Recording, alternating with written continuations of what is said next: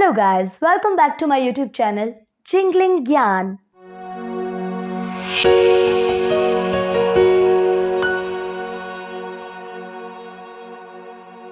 This is Navni Chauhan and today we are going to discuss a very interesting topic that is idioms and phrases. दोस्तों मैं आशा करती हूँ कि आप सभी ने पुराने लेक्चर्स को बखूबी देख लिया होगा और जो भी आपके कॉन्सेप्ट्स होंगे उनको आपने क्रिस्टल क्लियर कर लिया होगा। और अगर अभी तक आपने मेरे पुराने वीडियो लेक्चर्स नहीं देखे हैं, इसका मतलब है कि आप एक बहुत ही बड़ी चीज़ को मिस आउट कर रहे हैं friends.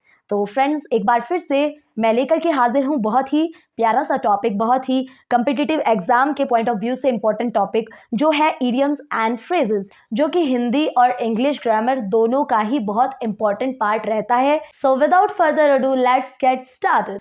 A bed of roses, a bed of roses का अर्थ होता है जो बहुत ईजी होता है, यानी कि जिसको करना आपके लिए बिल्कुल आसान हो और जो आरामदायक हो, ठीक है ना।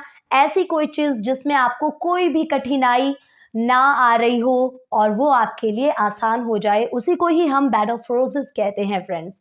अगर मैं इसको हिंदी में लिखना चाहूँ तो मैं कहूँगी आरामदेह।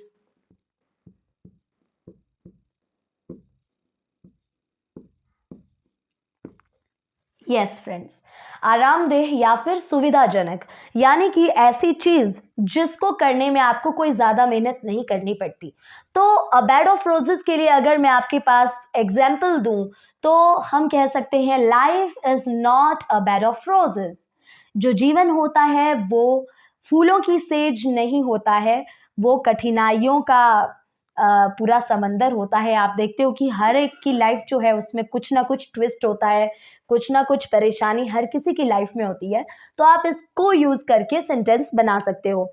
मैं चाहूंगी कि जब आप इन इडियम्स और फ्रेजेस को यूज करके सेंटेंसेस बनाओ तो मैं चाहूंगी कि आप जरूर कमेंट सेक्शन में भी एक एक सेंटेंसेस इनको यूज करके लिखें, ताकि मैं ये जान सकूं कि आप में से कितने ऐसे स्टूडेंट्स हैं जो इन लेक्चर्स को बखूबी देख रहे हैं, बखूबी एंजॉय कर रहे हैं।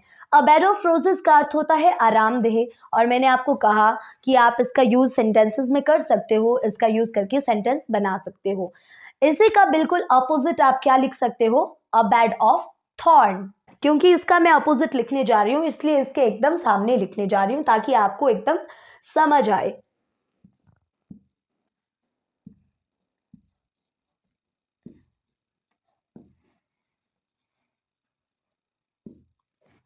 तो फ्रेंड्स थॉर्न होता है कांटे, और अ बेड ऑफ थॉर्न का अगर मैं वास्तविक अर्थ निकालने लग जाऊं तो इसका अर्थ होगा कांटों की सेज, यानी कि बिल्कुल इसका opposite. A bed of roses होता है फूलों की says, a bed of thorn होता है कांटों की सेज। कांटों की सेज से आप ये समझ लीजिए कि ये ऐसी चीज के बारे में बात कर रहे हैं जो इजी नहीं है, जो इजी टू डू नहीं है, जो आरामदायक नहीं है, जिसमें डिफिकल्टीज हैं, तो उसको आप कहोगे कांटों की सेज। तो फ्रेंड इसका हिंदी मीनिंग लिखने की आई थिंक हमें कोई जरूरत नहीं है, तो हम लिख सकते हैं life is a bed of thorn, so living life is not easy. Yes, आप भी कोई एक सेंटेंस बना करके जरूर लिखिएगा। Next is black ship.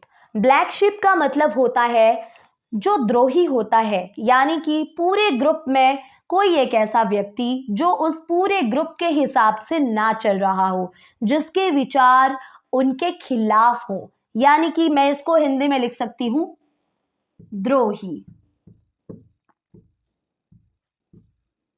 तो इस तरह का जो व्यक्ति होता है जो एक ग्रुप में रह करके उसके अगेंस्ट काम करता है, उसको हम द्रोही कहते हैं। तो हम यहाँ पे एक सेंटेंस बनाने के लिए लिख सकते हैं, just for the purpose of a sentence making हम लिख सकते हैं every group has a black sheep. Yes, हर एक संगठन में एक ना एक ब्लैक शिप जरूर होता है। इसके अलावा हम लिख सकते हैं every society has a black ship who hinder the progress, यानी कि हर एक समाज में, हर एक सोसाइटी में एक ना एक ब्लैक शिप जरूर होती है जो उस सोसाइटी के प्रोग्रेस को, उन्नति को रोकता है या फिर थोड़ा धीमा कर देता है। ठीक है फ्रेंड्स। सो फ्रेंड्स नेक्स्ट मैंने लिखा है a bone of contention. A bone of contention का अर्थ होता है झगड़े की जड़।